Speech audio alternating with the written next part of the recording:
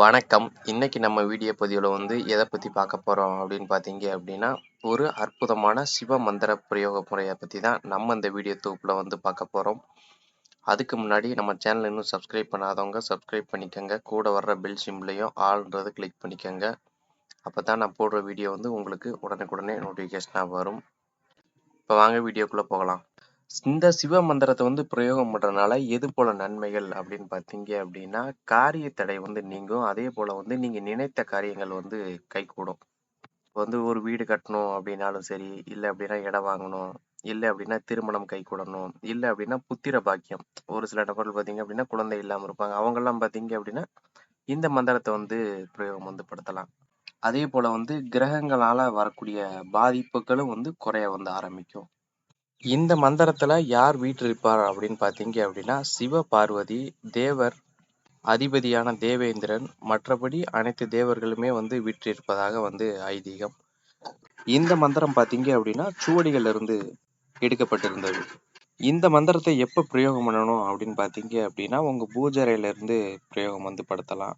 அப்படி இல்லை அப்படின்னா ஒரு சில நபர்கள் பார்த்தீங்க அப்படின்னா தினமும் கோயிலுக்கு போவாங்க. அங்க பார்த்தீங்க அப்படின்னா ஒரு 1 நிமிடம் 2 நிமிடம் தியானம் பண்ணி அதற்கடுத்து இந்த மந்திரத்தை பிரயோகம் படுத்தலாம். இது பார்த்தீங்க அப்படின்னா ஒரு 11 முறை பிரயோகம் படுத்தலாம். இல்ல அப்படின்னா 21 முறை பண்ணலாம். உங்களால முடிஞ்சது அப்படின்னா 108 முறை கூட தாராளமா பிரயோகம் படுத்தலாம். ஆனா ஒரு 11 முறை ஒரு 21 முறை பண்றதே இந்த மந்திரத்தை சிறப்பா இருக்கும். அதே போல பார்த்தீங்க அப்படின்னா இன்னும் ஒரு சில நபர்கள் சிவலிங்கம் வீட்டுல வச்சு வழிபடுவாங்க. ஒரு சிறிய அளவுல பார்த்தீங்க அப்படின்னா சிவலிங்கம் வீட்டுல வச்சு வழிபடுவாங்க. அதுக்கு பார்த்தீங்க அப்படின்னா வில்வ இலையால ஒரு முறை மந்திரம் சொல்றீங்க அப்படின்னா மேல அர்ச்சனை பண்றது. இதே போல பண்ணுனீங்க அப்படின்னா பலன் வெகு சீக்கிரம் கிடைக்கும். அதே போல பல மடங்கா கிடைக்கும். இப்ப வில்வ இலையை கையில எடுத்துக்கங்க. ஒரு முறை மந்திரம் சொல்றீங்க அப்படின்னா அந்த சிவலிங்கத்து மேல போடுங்க. அடுத்த முறை மந்திரம் சொல்றீங்க அப்படின்னா சிவலிங்கத்து மேல போடுங்க. இதே போல தொடர்ந்து பண்ணிக்கிட்டு வந்தீங்க அப்படின்னாலும் நீங்க என்ன காரியத்துக்காக வேண்டி இந்த மந்திரத்தை உச்சரிக்கிறீங்களோ அது பார்த்தீங்க அப்படின்னா வெகு சீக்கிரம் நடக்கும்.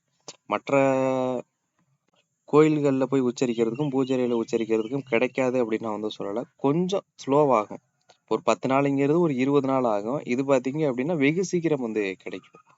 அதே போல குலதெய்வ அருளும் இந்த மந்திரத்தை உச்சரிப்பதனால கிடைக்கும். அதே போல குலதெய்வ சாபமா இருந்தாலும் பார்த்தீங்க அப்படின்னா கொஞ்சம் கொஞ்சமாக விட்டு விலகும். அதே போல முன்னோர்கள் சாபம் இதெல்லாம் பார்த்தீங்க அப்படின்னா கொஞ்சம் கொஞ்சமா விட்டு அந்த சாபமானது போக ஆரம்பிச்சிடும்.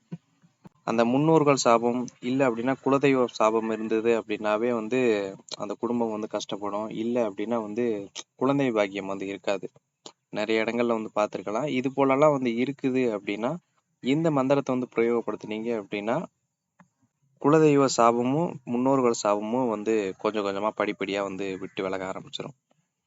மந்திரம் பார்த்தீங்க அப்படின்னா ஸ்கிரீன்ல கொடுத்துருக்கிறேன். நன்றி, வணக்கம்.